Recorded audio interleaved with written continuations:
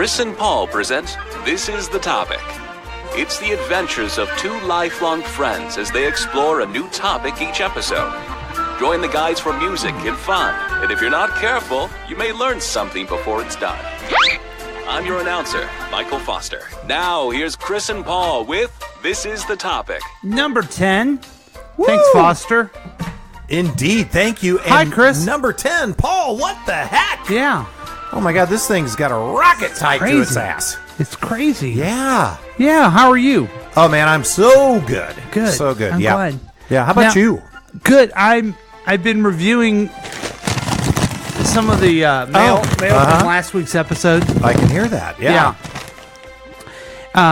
Dear Chris and Paul, if you were in my deck, I'd deal you out. Oh, wow.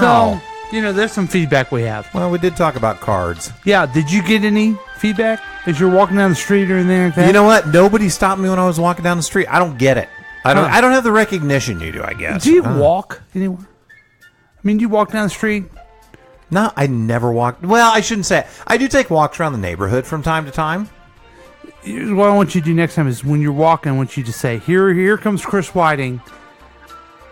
This is the topic. And do I need to do the okay sign pushing you out? Just need to, here he comes. Do kind of a stroll. Like, here he comes. He's got something to say, and he's got a topic. Kind of a George Jefferson sort of a swagger to what I'm doing. Mm-hmm. You know what? I should do that. Then people might approach me about this show. The other thing I want you to do is carry around that bag that you have. This one I have right here? Yeah.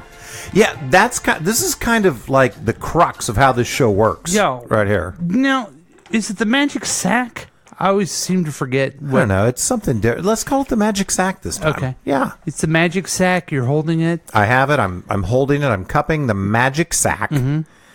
And the way this works is I pick a topic out of it and we just talk about it. And sometimes they're bad topics. Yeah. Last week. AKA episode 9. Like I got this episode. Oh, more mail? Yeah. Okay. Yeah. Dear Chris and Paul, please stop. So, I mean... Direct.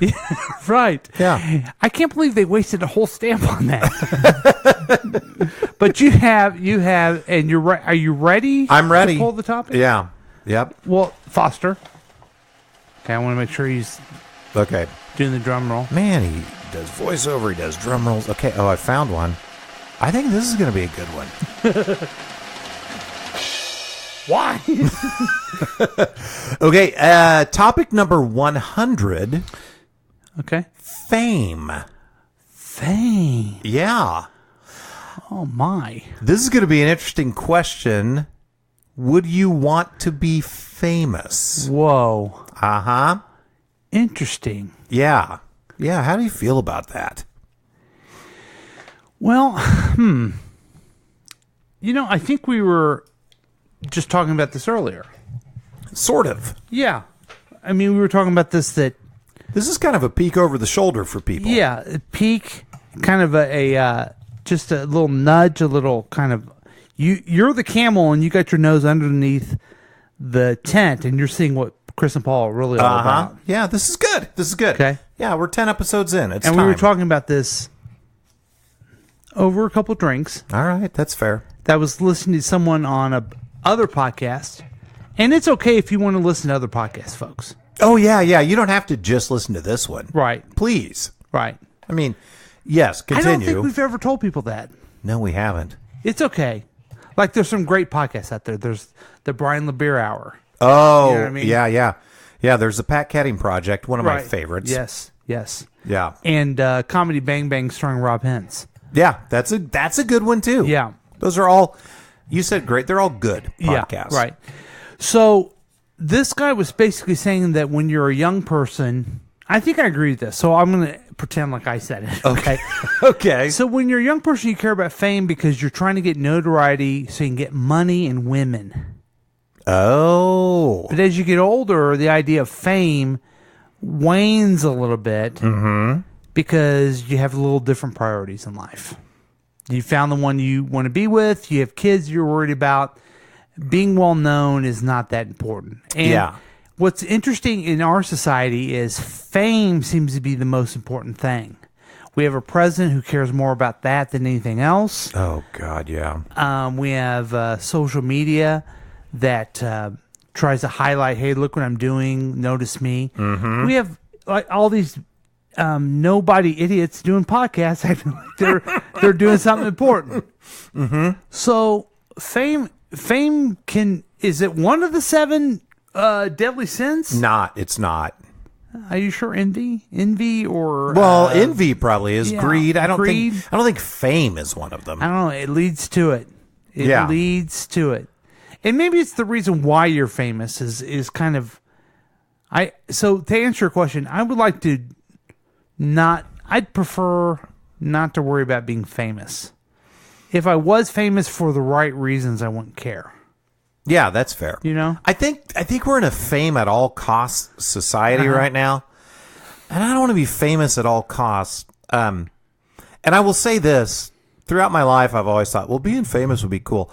That all spawns from a tiny ego that wants to be recognized and stroked, and so I know that about myself. Yeah, I am the same way. Yeah. So I want, hey, Chris, you're great. Look at you. Yeah. Wow. Yeah. I mean, we're doing this podcast. We love it when people tell us they like this podcast too. Oh, so yes. So we're not above it. We're not trying to say everybody else is wrong and you shouldn't look for fame, but it really is kind of the wrong thing to pursue. Yes. If it happens as a byproduct, here's where I am now in my life. If it happens as a byproduct of me doing something I really enjoy doing, cool. Okay. But I don't want to commit to something I don't really care about just to become famous. Yeah. Who needs to know who I am? Now, you've done different things in your life. Public service, you've done some stand-up. So where people have recognized you that you didn't know, and they've said either hello to you or anything, how did you handle that situation? It just happened today. Really? Okay. Yeah, and this is much smaller scale. Yeah. But I was having lunch with my good buddy Colin Ridge at the Sprint campus. Okay. And a guy comes over. What's the name of the Colin Ridge Musical Project? Let's give them a plug. Oh, yeah, the Big Time Grain Company. Yeah, okay. Yeah, and the Rye Band, or CB Rye. Okay. CB Rye. Check them out on social media. They're everywhere. They're famous. They're our house band, I think. Yeah, they have are. them play a little bit later. Yeah, let's let them riff a little bit. Yeah, okay. So we're sitting there, we're eating lunch, and a guy comes up and goes, "Hey, do you guys mind if I set my computer bag here? Will you watch it while I go grab some food?" Oh, boy. And we're like, "Fuck you." No. We're like, "Yeah, of course we will. That's fine." So the guy sets his computer bag there, and then he comes back. He's like, "Thank you so much." We're like, "Yeah, we made some hilarious jokes about, hey, we only had to beat up one guy who was trying to take it. There's no money in there. Yeah. And he goes, "Well, I figured it was safe with you guys because I've seen you both in so many videos for Sprint that if you took it, I'd be just like, hey, show me a training video and I'll tell you which guy took it." Like, oh, wow, okay. That happens a lot on the Sprint campus. Yeah. That's a very small arena, I realize. But that happens. But does it make you feel good? Does it make you feel uncomfortable? Does it make you feel unworthy? How does it make you feel? It makes it makes me feel good. Does it? Like, wow, somebody actually paid attention to a training video? Mm-hmm. What the hell is wrong with them? God. Who pays attention to training? But that sort of stuff happens at work from time to time. Interesting, because I think everybody probably could go through a very similar type situation, and they're dealing with people who don't know them, but they think they know them. Yeah. That can be uncomfortable, I bet. Yeah, yeah. Well, and so I think I'm going to transition into the next question because it sort of relates to what we're talking about here. The question, as read, what level of popularity do people have to be considered famous? And I think this is an interesting question right now. Yeah. And I'll throw something out. So 2 Fridays ago, I went to the Three Trails Brewery in Independence. Bragger. I walked in, and I'm looking around. It was packed. Colin's band was actually playing there at the Big Time Grain Company, their acoustical version. And I'm looking around. I'm like, wait a minute. There's pretty people here. These aren't Independence people. These people were good-looking people, young people, hot people. Raytown people? No, not Raytown. Not even Sugar Creek, I don't What? think. Yeah. So we asked one of the owners, like, Hey, what gives? yeah, what's going on? There's attractive people in here, and I know something's up because this is not. I go to places in Independence. Well, what they were doing, they invited these people who are Insta famous. Oh. Okay, so people who are famous on Instagram Yeah. to come into town for the weekend, and they took them to a bunch of different independent spots, and they had them put stuff out on their Instagram story about how cool Independence is. And it was interesting to me to then look some of these people up because my wife, my lovely wife Jane, went and talked to one of them and got to know her. And oh, thank you. So these people would maybe have 8,000 followers, 10,000. Yeah.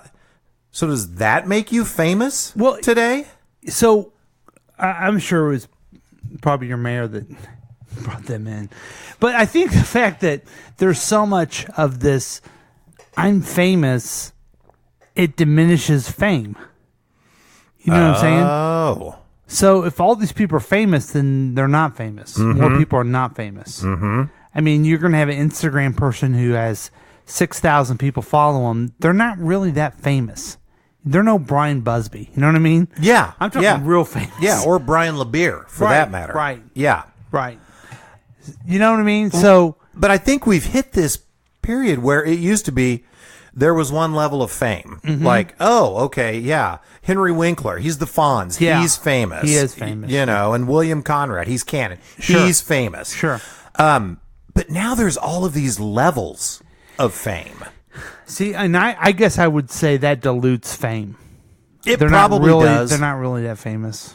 It probably does, but that's sort of the way the society has become. We've gone from you're on one of the 3 major networks to be a TV star to you have a show on one of 1,500 different streaming services or your own YouTube channel, and you're known. Now, what fascinates me is people, because I don't know if you've ever noticed this, but I am a big fan of the Beatles.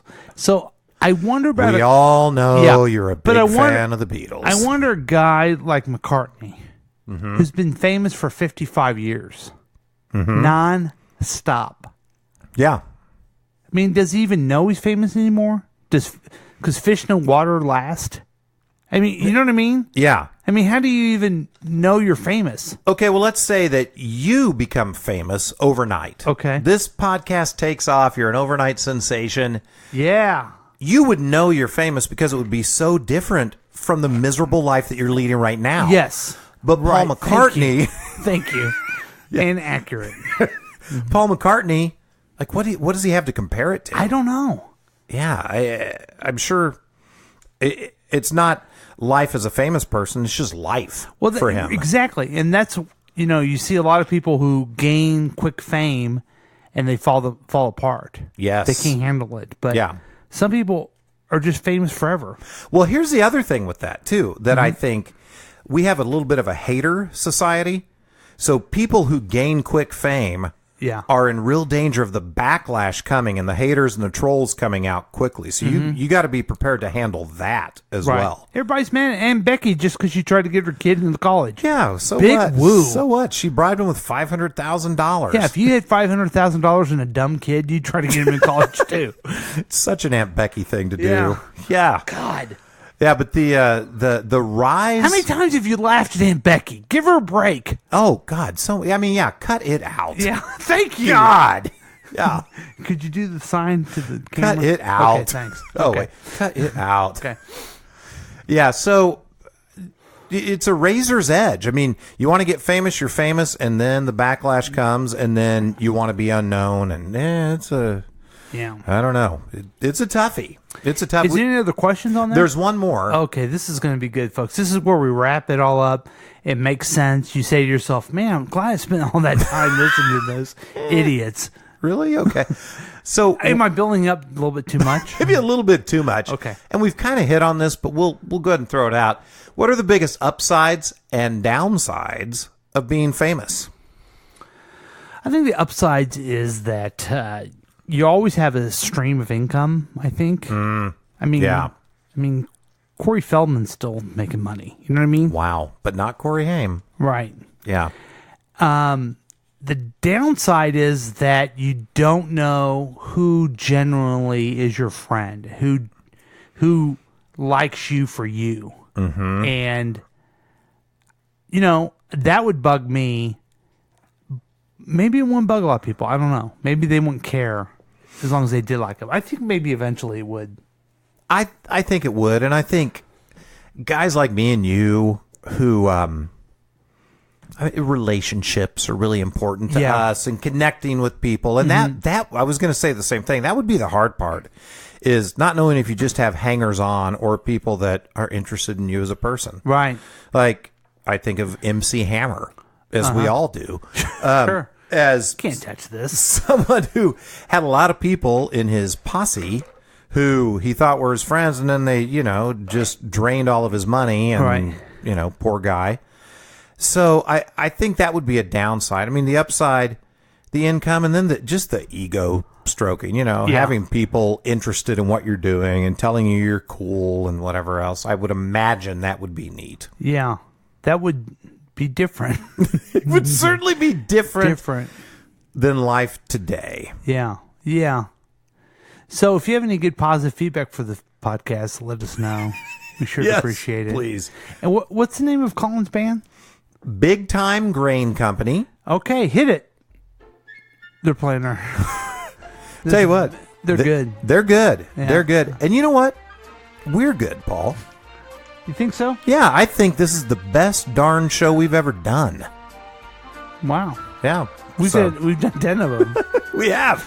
We've done 10. This is the best. So. All right. Thanks, folks. Join us next time.